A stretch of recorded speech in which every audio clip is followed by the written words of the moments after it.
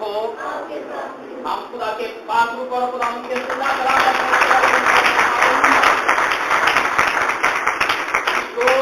جذبے اور ایمانی حقیقتوں کے ساتھ آپ سب کو عید پینتیکوست دل کی اتھاہ گہرائیوں سے بہت بہت مبارک ہو۔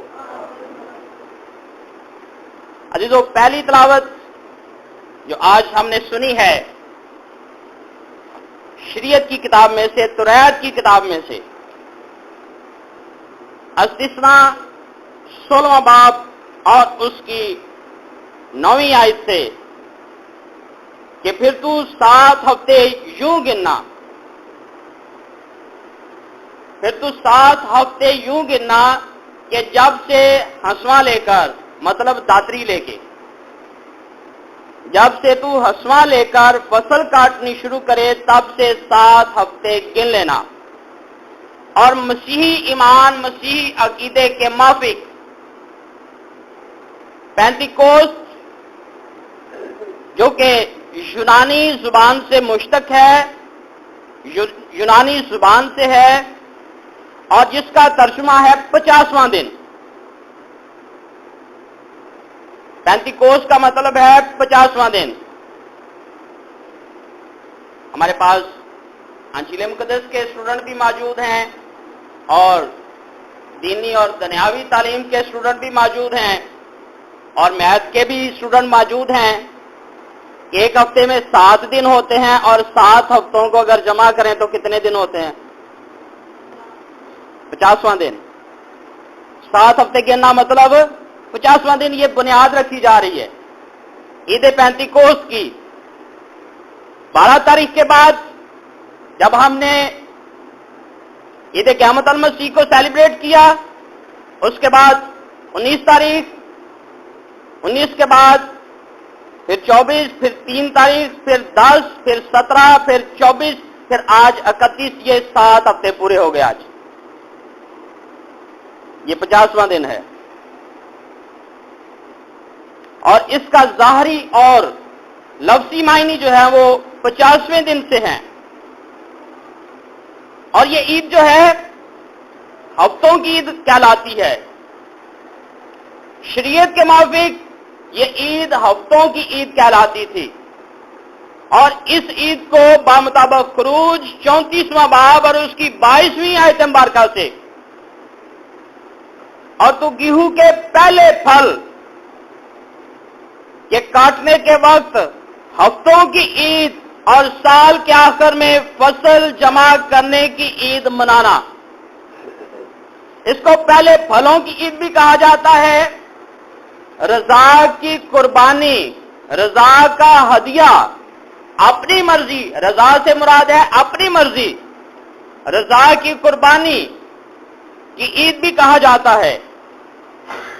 اور میں شکر گزار ہوں اپنی ان بیٹیوں کے لیے، اپنے ان بچوں کے لیے جنہوں نے اس عید کو یادگار بنانے کے لیے، جو ہمارے علاقے کی فصل ہے، جو عہد عتیق کی عظیم فصل ہے گندم، اس کو کلر کیا ہے۔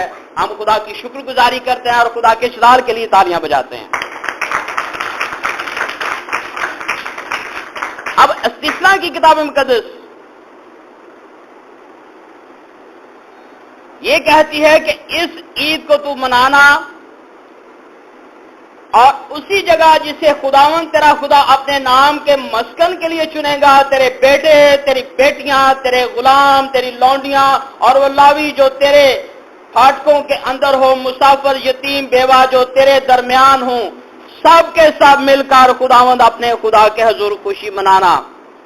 کس لیے؟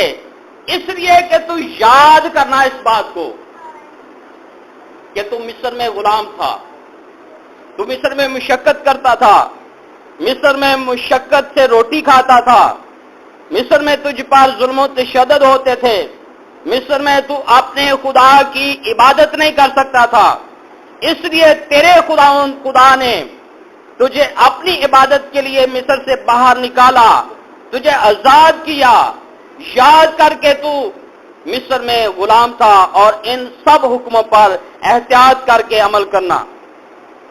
اور خروج کی کتاب مقدس 23वें बाब की 16वीं आयत मुबारका में, और जब तेरे खेत में जिसे तू मेहनत से बोए उसका पहला फल आए तो फसल काटने की ईद मनाना, और साल के आखिर में जब तू अपनी मेहनत का फल खेत से जमा करे तो जमा करने की ईद मनाना। और इस ईद में खुदा अपने लोगों को और अपने लोगों के साथ अपने घर को, अपने लावियों को, अपने काहिनों को भी याद करता है। और गिनती की किताब मुकद्दस के मुताबिक 28वें बाब के 26वीं आयत मुबारका के मुताबिक इसको नई नजर की कुर्बानी की ईद भी कहा गया है। ये इसके मुख्तलिफ नाम हैं। हम आगे चलकर देखेंगे कि मसीही इस ईद को किस तौर से लेते हैं। जो ईद यहूदी दस्तूर के मुताबिक ईद फसह मनाई जाती थी, ईद फसह को शायद आपको याद होगा कि यीशु मसीह ने आखिरी फसह किस दिन मनाई? पाक जुमेरात को। किस दिन मनाई थी? पाक जुमेरात को। ये ईद फसह है। मैं इस तरतीब को पूरे तौर पर लेना चाहता हूं। यीशु मसीह ने ईद फसह किस दिन मनाई? पाक जुमेरात को। यीशु मसीह किस दिन जिंदा हुए? इतवार को। तो उस इतवार से लेकर के आज के दिन तक कितने दिन होते हैं? 50 दिन। तो आज का दिन कौन सा है? ईद पेंतीकोस्त का। हालेलुया। ये शरीयत के मुवाफिक है। गिनती की किताब मुकद्दस के मुताबिक पाक जुमेरात को जब खुदावंद यीशु मसीह ने फसह खाई और तीसरे दिन मुर्दों में से जी उठे, तो शरीयत की किताब कहती है कि तीसरे या चौथे दिन के बाद 50वें दिन की ईद को, 50वें दिन की ईद को ईद पेंतीकोस्त के तौर पर, फलों की ईद के तौर पर, यानी पहले फलों की ईद के तौर पर मनाना। और हम मसीही इसको आज के दिन इसलिए भी मनाते हैं कि हजूरुल मसीह जब अपने कहने के मुताबिक मुर्दों में से जी उठे, तो उनके जी उठने के बाद आज 50वां दिन होता है। तो 50वें दिन जिस तौर से हमने रसूलों के अमाल जो लूका तबीब की मार्फत लिखे गए उसमें से हमने सुना, पढ़ा और देखा है कि जब ईद पेंतीकोस्त का दिन आया तो वो सब एक जगह जमा थे कि यकायक आसमान से ऐसी आवाज आई जैसे जोर की आंधी का सन्नाटा होता है, और उससे वो सारा घर जहां वो बैठे हुए थे गूंज गया, और उन्हें आग के शोला की फटती हुई जुबानें दिखाई दी, और उनमें से हर एक पर 8 ठहरी, और वो सब रूहुल कुदस से भर गए और गैर जुबानें बोलने लगे, और जिस तरह रूह ने उन्हें बोलने की ताकत बख्शी है। इसलिए हम मसीही इसको 50वें दिन के साथ याद करते हुए, पेंतीकोस्त के साथ याद करते हुए ईद नज़ूल यानी रूहुल कुदस की ईद कहते हैं। हम इसको रूहुल कुदस की ईद कहते हैं।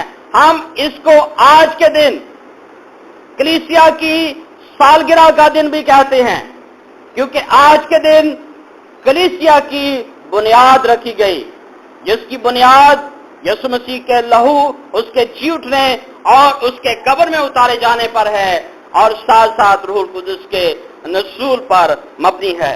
अज़ीज़ों,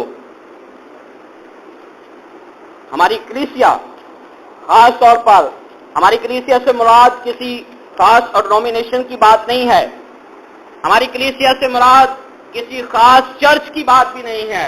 हमारी कलीसिया से मुराद वो है जिसकी बुनियाद एक ही बात पर है, खुदा बाप, बेटे और रूह कुदस के नाम में, जिसकी बुनियाद ये है।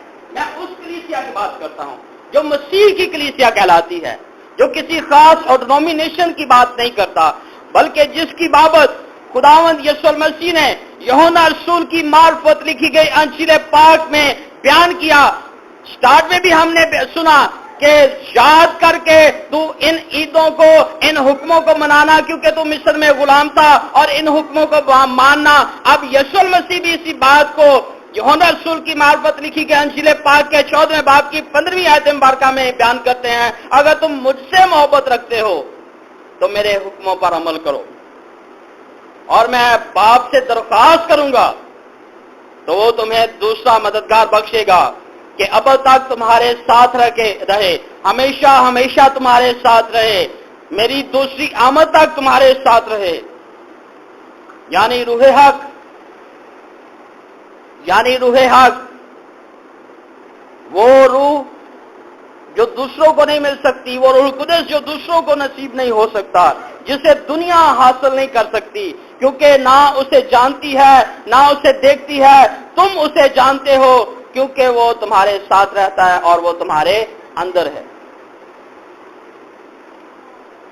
जनाब मूसा बड़े मतमन्नी थे, बड़े मुश्ताक थे, इस बात का इश्तियाक रखते थे। गिनती की किताब के 11वें बाब की 29वीं आयत मुबारका के मुताबिक उनके दिल की बड़ी आरज़ू और ख्वाहिश थी। मूसा ने उससे कहा, क्या तुझे मेरी खातर रश्क आता है? काश इस ख्वाहिश को ज़ाहिर करता है।